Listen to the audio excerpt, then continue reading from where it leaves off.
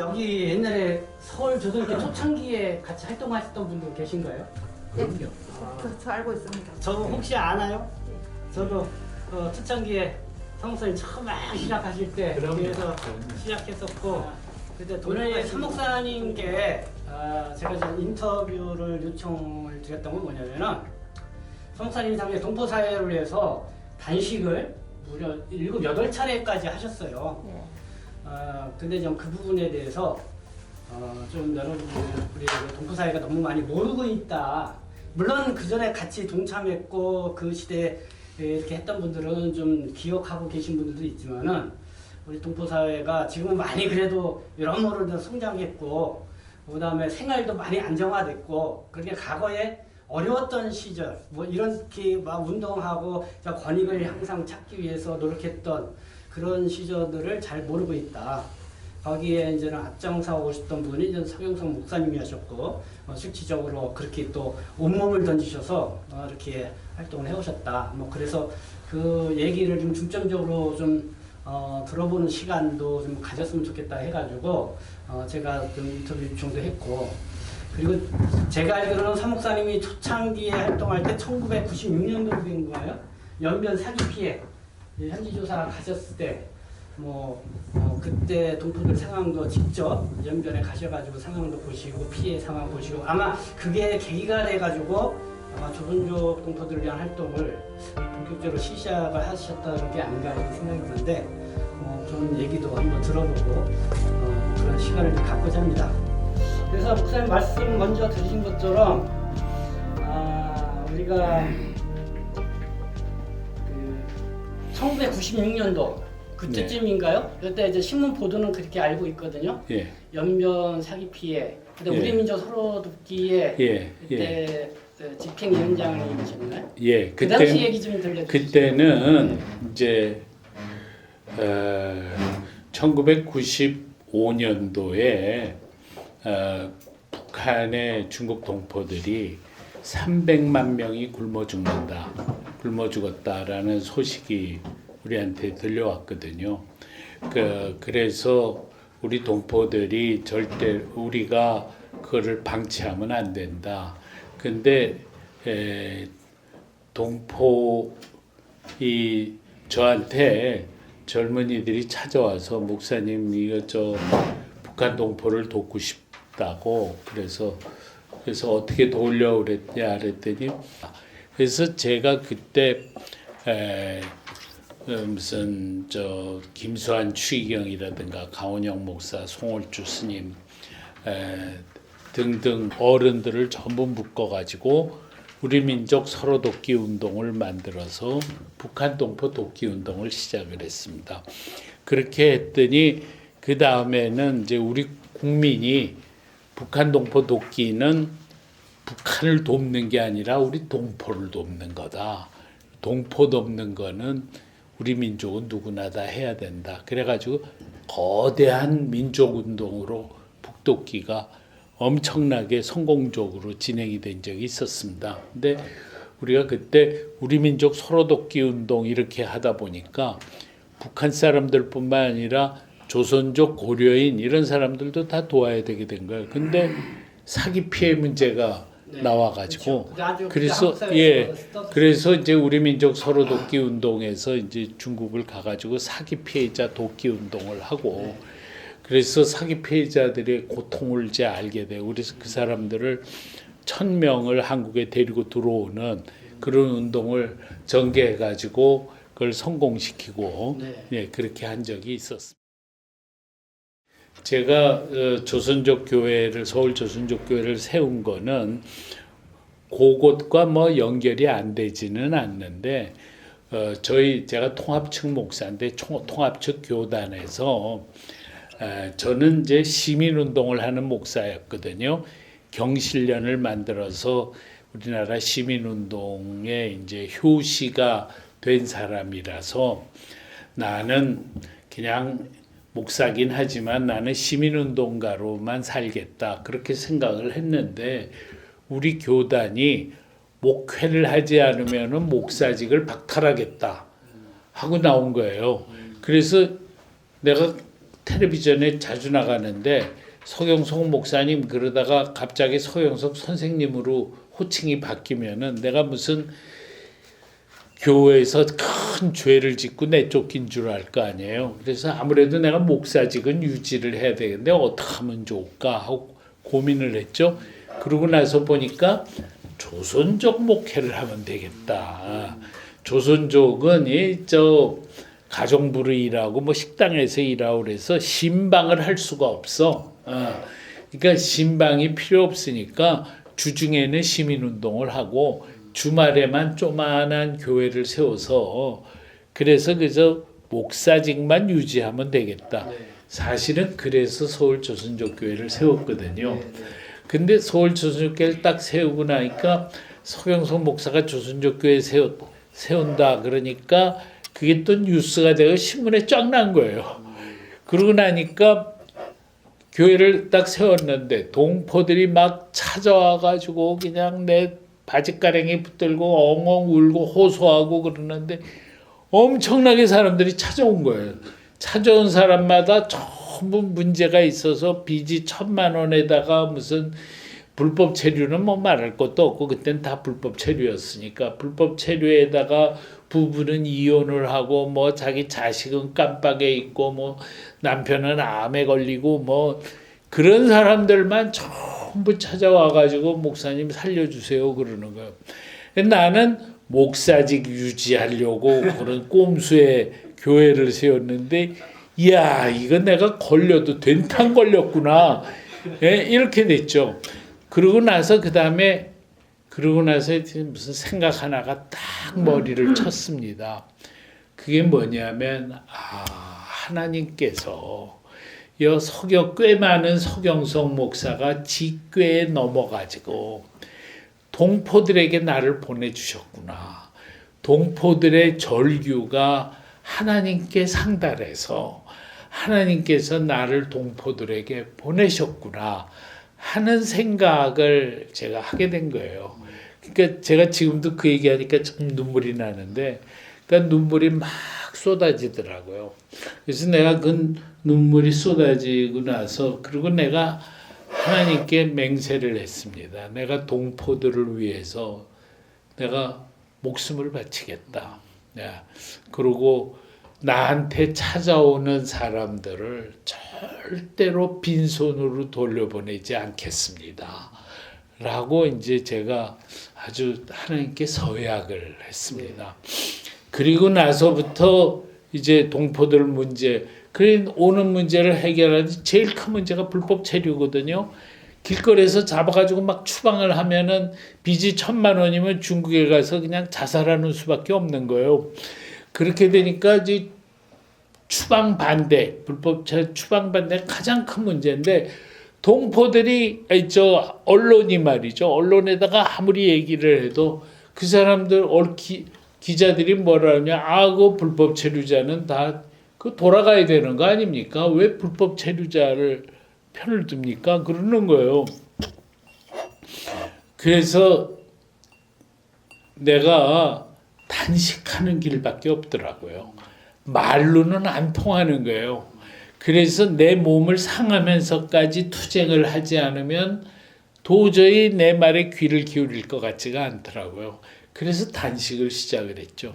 그래가지고 제가 서울 조선족교회 담임 목사를 하면서 단식을 7번을 했습니다.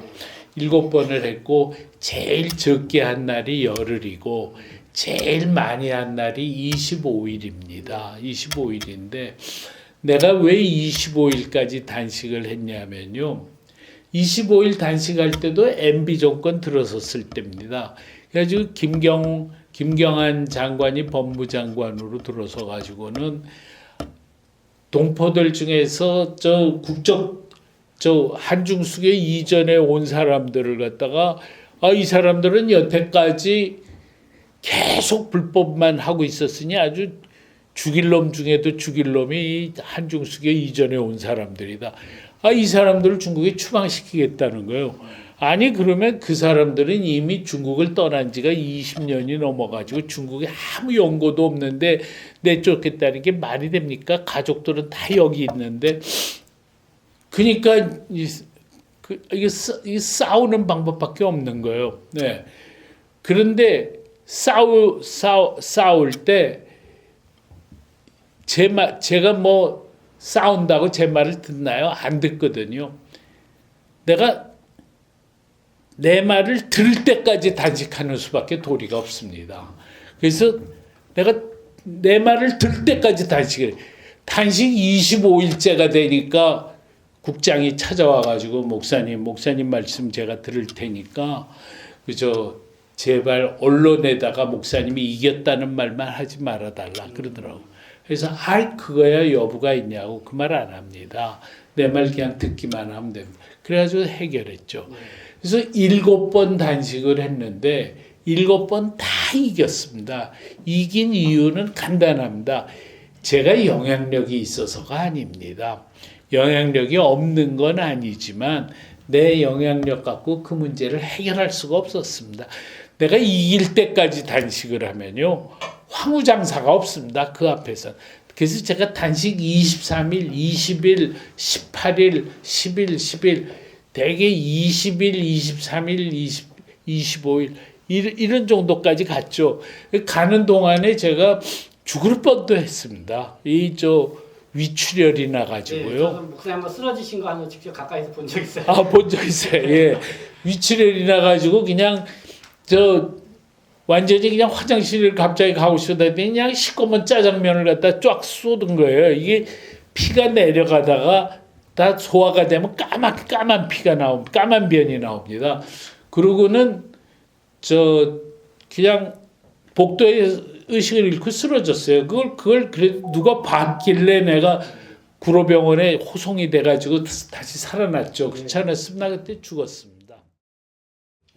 단식을 한 거를 한번 7차례를 하셨는데 먼저 한 게 1999년도라고요. 1999년도. 그랬습니다. 그때는 어떤 계기였죠? 그때는 재외동포법. 명동성당에서 재외동포법을 갖다가 통과를 시켰는데 이 재외동포법이라는 거를 미국 교포들이 주도를 했기 때문에 이걸 하면서 조선족과 고려인은 배제시킨 거예요. 그래서 왜 조선족과 고려인을 배제시키냐? 그거 갖고서 싸우는데 제가 기독교 목사지만 이런 경우에는 이제 명동성당 앞에가 보통 하는 곳이어서 내가 거기까지 가서 다시는 그 다음에 카톨릭으로 안 갔죠. 그냥 저희들끼리 했죠. 그래 거기서 그 당시 한 10일 정도. 예, 그때 10일 했습니다. 그 다음에 2001년도에도 한 20일 정도 하셨더라고요. 그때는 어떤? 그거 제가 일일이 기억을 못 하는데 다 불법 추방 반대 운동입니다. 추방 반대. 추방하겠다 하고 선언을 하니까 추방 반대 그러고서 단식을 그때가 촛불 들고 다 집합하고 막 그럴 때. 그랬습니다. 한뭐 매주마다 이 촛불 집회 갖고. 촛불 집회도 하고 그렇죠. 그다음에는요. 2001년도는 제가 기억하는데 불법 체류자들 저기 잡혀 들어가 있는 사람들, 출입국에 잡혀 들어가 있는 사람들 풀어달라고. 교회 이제 다니는 성도 중에. 성도 중에 아니고 그냥 잡혀 있는 사람들 많이 잡혀 있었어요. 불법 체류자들 그냥 무작정 잡혀 있는데 그 사람들 풀어주라고. 저는 하도 이제 오래돼서 잘 기억은 못 하겠어요. 근데 저희 조선족 동포의 삶 여기에 이제 일일이 다 기록이 돼 있어서 이제 그걸 보고 이제 설명을 들으면 돼요. 저도 맞습니다. 그때 그래가지고 출입국 거기 화성보호소에도 한번 면담 가기도 하고 그랬어요. 그리고 2002년도 같은 경우는 23일 한번 하셨고 또 같은 해 10일 또 하시고 2002년도인데. 그랬습니다. 2002년도에는 어떤? 그때도 마찬가지로 불법 체류자 추방하겠다고 언제까지 추방한다 그러는데 우리 동포들은 절대로 안 된다. 그래가지고 동포들 추방하면 안 된다. 이 사람들에게 적어도 동포들이 여기 한국에 오는데 1,000만 원씩 빚지고 왔는데 이거 갚는 데만 한 2년 걸린다. 그다음에 주머니에 그래도 한 2,000만 원 들고 가야 될 거 아니냐. 그러니까 적어도 4년, 한 5년은 체류할 수 있게 해줘야 된다. 그러고 나서 내보내라. 그게 그때 목적이었습니다.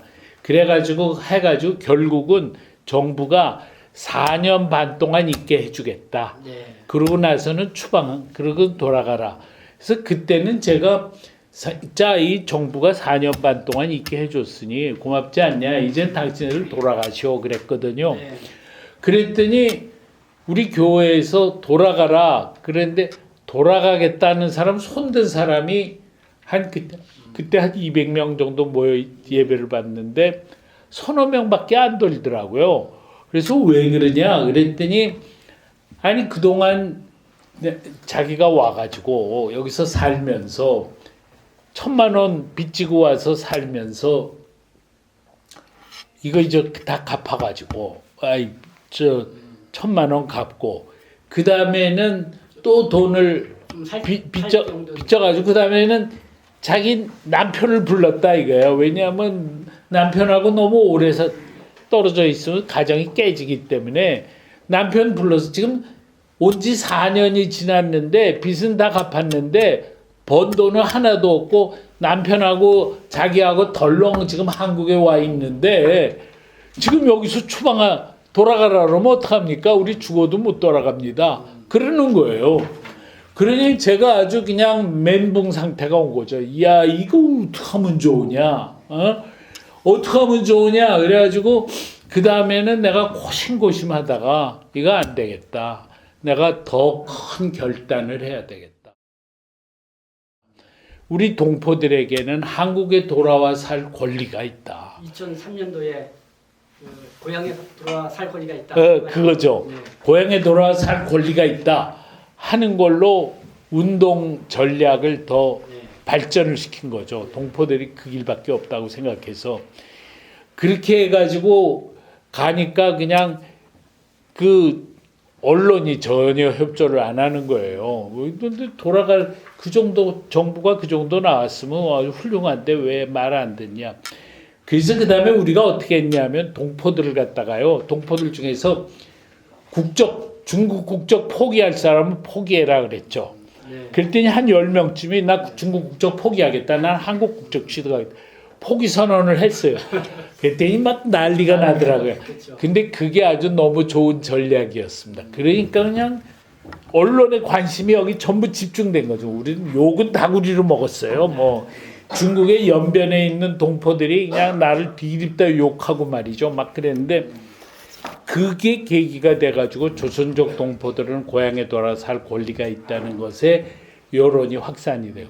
그 다음에는 국적 취득 헌법 소원. 네. 그러니까 5,400여 명 정도가 이제 국적을 달라고 신청서 냈고 국적 신청하고 그다음에 헌법 소원하고 네. 사실은요 헌법 소원할 때 이거는 너무나도 동포들한테는 타당한 거였습니다. 이건 동포들도 알아야 되기 때문에 내가 이거 설명을 하면요. 사실은 우리 동포들이 중국에 갔지 않습니까? 그런데 우리 한국에서 군정 때, 그러니까 해방되고 나서 미군정 때 나온 법에 우리 모든 동포들은 한국에 있든 외국에 있든 전부 대한민국 국민이다. 라는 국적법이 통과가 됐습니다. 그게 통과가 되고 나면은 중국에 사는 우리 동포들은 전부 한국 국적을 취득한 겁니다. 이 법에 의해서. 그런데 이 사람들이 그 다음에 중국 정부가 동창건을 하면서 이 사람은 또 중국 국민도 된 거예요. 이중 국적자가 된 겁니다. 이 사람들이. 예. 그러면 이중 국적자가 됐으면은 이 사람들이 한중 수교가 일어나고 나서 이중 국적 문제를 해결해야 됩니다. 다른 사람들은 그거 다 해결했습니다. 예를 들면 일본 사람들이 일본 정부의 정책에 의해서 저기 만주에 막 이주한 사람들이 있었거든요. 그 사람들도 일본 국적과 중국 국적을 같이 가진 거야. 그래서 그 사람들은 나중에 본인이 나는 중국 사람으로 살겠다는 사람은 중국 사람으로 살게 하고 일본으로 돌아오겠다는 사람은 일본으로 돌아오게 하고 중국에 있는 일본 사람으로 살겠다는 사람은 그렇게 살도록 하고 그렇게 조치를 다 취해준 거예요. 네. 그 다음에 저기 동남아에 있는 화교들 있잖아요. 이 화교들도 저 2차 대전 이후에 자기네들이 중국으로 돌아갈 사람은 돌아가고 말레이시아다 그러면 말레이시아 국민으로 살겠다는 사람은 살고 말레이시아의 중국 국적자로 살겠다는 살고 마음대로 결정해라 그런 거예요. 그러면 똑같이 여러분들도 그걸 마음대로 결정해야 되는 거야. 나는 한국 사람으로 살겠다. 아니면 중국 사람으로 살겠다. 중국에 있는 한국 국적자로 살겠다를 여러분들이 결정해야 되는데 우린 그걸 안 한 거예요. 네. 안 한 이유는 왜 그러냐면 중국이 공산주의 국가인데 이 사람들이 한국에 다 오면은 우리가 안보가 위험하다. 감당을 못한다. 이렇게 돼가지고 그걸 안 한 거예요. 그래서 나중에 우리가 국적 취득 이걸로 헌법 소원하면서 이거 규명해달라라는 건 너무나도 정당한 요구였는 거예요. 근데 이걸 헌법재판소가 못합니다. 왜 못했냐?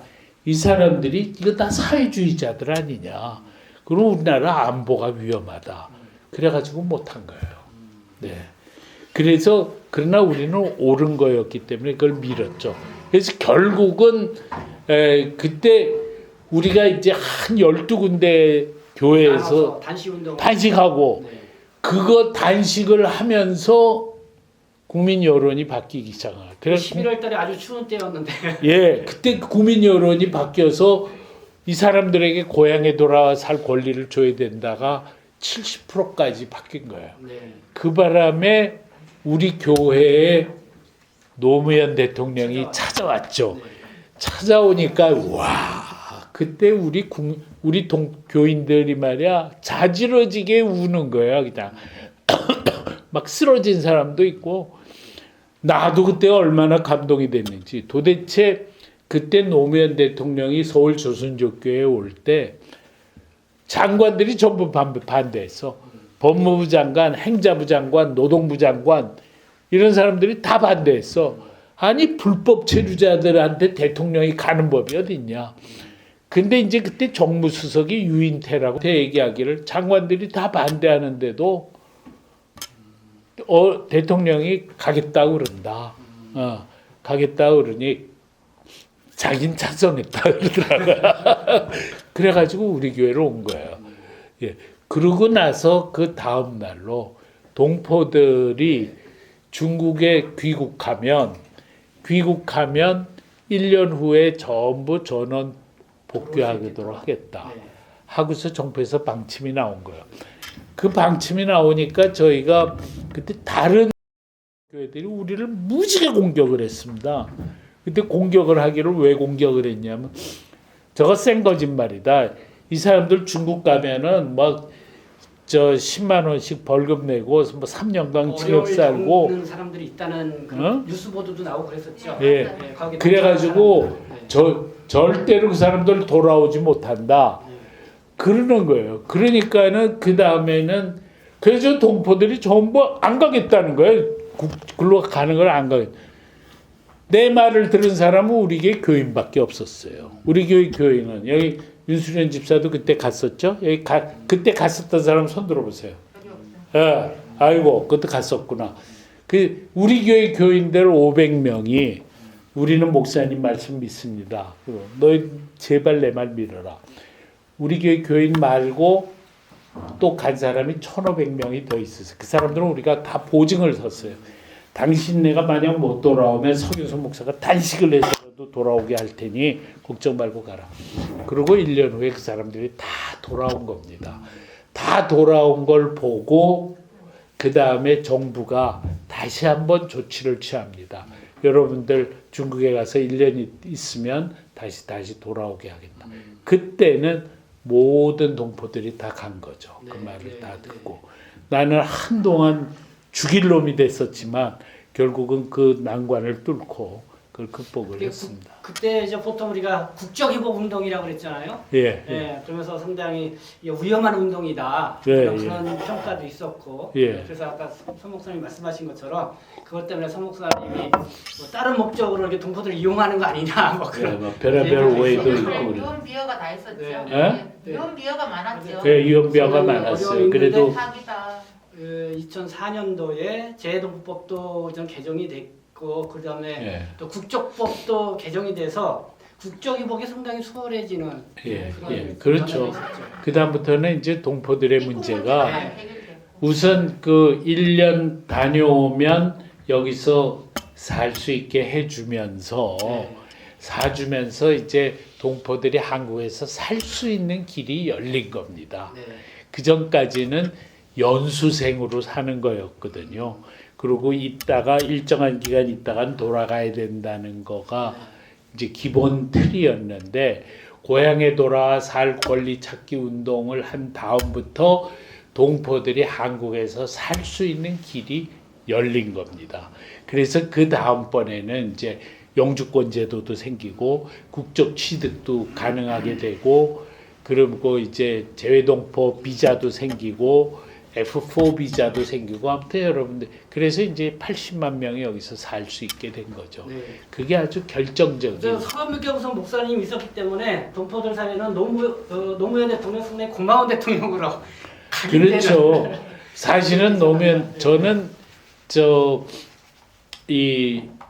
저는 보수고 노무현 대통령은 진보고 그래서 제가 노무현 대통령 싫어했습니다. 반대하고 그랬는데 그런데 내가 노무현을 지금도 그리워하는 이유는 그때 우리 교회에 온 거는 내가 감동이었습니다.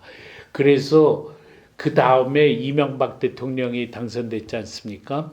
저는 대통령 취임식 날 노무현 대통령은 봉화마을로 떠났습니다. 우리 교인들은 전부 서울역에 가가지고 노무현 대통령 봉화마을 떠나는 걸 환송했습니다. 거기 쫙 환송하니까 노무현 대통령이 가다가 우리 앞에 와가지고 우리들하고 다 악수하고 그러고 갔습니다. 우리가 눈물로 감사를 표시했습니다.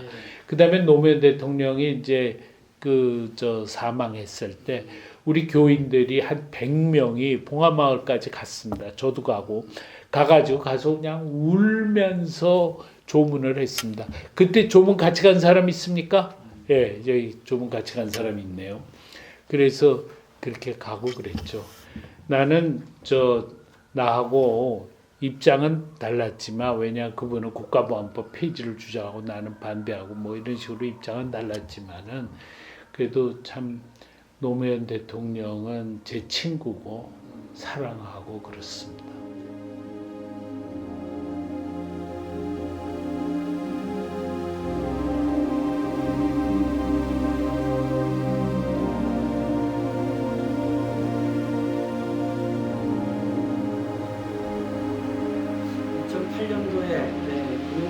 때는 또 25일까지 단식하셨던 거 아까 말씀을 해주셨고 2012년도에도 한 17일 또 단식하는 기록이 예, 그거는 박근혜 대통령 시절인데요. 네. 이게 뭐냐면은 우리 동포들에 대해서 이제 컴퓨터 시스템이 딱 갖춰지면서 동포들이 옛날에 뭐 잘못한 사람들 이게 다 드러나는 거예요. 위명 여권, 위명 여권 이런 네. 거 다 드러나고 네. 그래가지고는 그 사람들을 가서 전부 보고. 추방시키는 작업이 진행이 된 거예요. 출국해서 못 들어오는 사람도 그럼 못 들어오는 상황 나오고 그렇게 되니까는 이건 말이 안 된다. 옛날에 동포들이 한국에 들어올 길이 꽉 막혀 있으면 허는 수 없이 담 넘어도 들어오고 개구멍으로도 들어오고 그럴 수밖에 없었다 옛날에는. 근데 그걸 옛날에 들어올 길을 다 막아놓고서는 담 넘어 들어왔다 개구멍으로 들어왔다고 지금 그걸 뒤늦게 지금 추방시키는 게 말이 되냐. 그러고 막 싸운 거죠. 네. 예, 그래가지고 결국은 그거를 이제 그래서 사면 조치가 나고 그 사면 조치가 나왔죠. 네. 그 문제가 해결이 됐죠. 예. 네. 여기다 한번 박수 한번 그리고 그때 그 강명득 씨라고 제가 잘 아는 변호사가 이제 출입국 정책 본부장이 됐어요. 출입국 정책 본부장에 어플라이 하라고 그래서 그분이 본부장이 됐어요. 변호사가. 그분이 한 번은 저한테 찾아와 가지고 자기가 부서별 회의를 하는데 이 옛날에 예를 들면 미리국자 그런 사람은 국적 이거 한국에서 국적 취득하거나 그런 거 하면 안 된다. 이게 이제 안기부도 중앙정보부도 그렇게 주장하고 검찰, 경찰 전부 그렇게 주장하고 있어가지고 자기가 그 사람들을 설득하기가 참 어려우니 목사님이 도와주세요 그러더라고요. 그래서 내가 그때 안기부도 가서 찾아가 안기부인가 중앙정보부인가 이름이 그때 뭐야? 국정원이었나? 국정원 거기 고위 간부 만나가지고 동포들 상황 쭉 설명하고 검찰도 찾아가서 설명하고 경찰도 전부 설명하니까 다 이해를 하더라고 나중에. 그래가지고 결국은 그걸 극복을 했죠. 네, 극복을 해서 그래서 그걸 다 끝내고 나서야 이제 그래서 내가 동포들한테 하고 싶은 얘기가 있어요. 뭐냐면 여러분들이 지금 이렇게 살게 된 게 여기서 이렇게 살게 된 게 대한민국 정부가 무슨 정부가 좋아서 한 거 아니다. 여러분들의 투쟁의 결과다. 우리 동포들이 정말 저와 함께 치열하게 투쟁했거든요. 우리 김용필 기자는 그거의 증인인데 그 치열한 투쟁의 결과로 우리가 여러분들의 오늘의 삶이 있게 됐다. 그래서 이런 조선족의 역사도 우리 동포들이 알아야 돼요. 이제 새로 한국에 오는 조선족들은 그동안 일찍이 왔었던 동포들이 그동안 얼마나 치열한 투쟁의 과정을 거쳤는지를 알아야 된다. 그렇게 생각합니다. 예, 오늘 김용필 기자가 이렇게 이 시간을 갖는 것도 동포들이 알아야 된다는 것 때문에 이렇게 시간을 갖는 걸로 생각합니다.